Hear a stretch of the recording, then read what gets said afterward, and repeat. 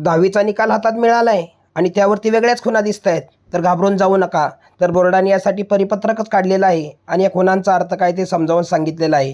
तर एखाद्या विद्यार्थ्याला प्रथम श्रेणी मिळण्यासाठी कमी गुण पडत असतील तर त्यांच्या निकालावरती स्टारचं चिन्ह आलेलं आहे. समजा एखाद्याच्या निकालावरती हॅशचं चिन्ह आलं असेल तर समजून चाला की गणित आणि विज्ञान विषयामध्ये समजा तुम्हाला गणितात जास्त गुण असतील आणि विज्ञानात कमी गुण असतील, परंतु दोघांची बेरीज जर 70 होत असेल तर त्यामुळे तुम्ही पास झालेला आहात.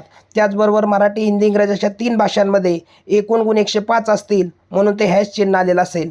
त्याचबरोबर तुमच्या गुणांची टक्केवारी जी आहे ती सर्वोत्तम 5 विषयांची दिलेली आहे, 6 विषयांची नाही. आणि ते कळण्यासाठी सर्वोत्तम 5ची टक्केवारी आहे. तुमची टक्केवारी 500 गुणांपैकी आहे ते समजण्यासाठी ते चिन्ह आलेलं आहे.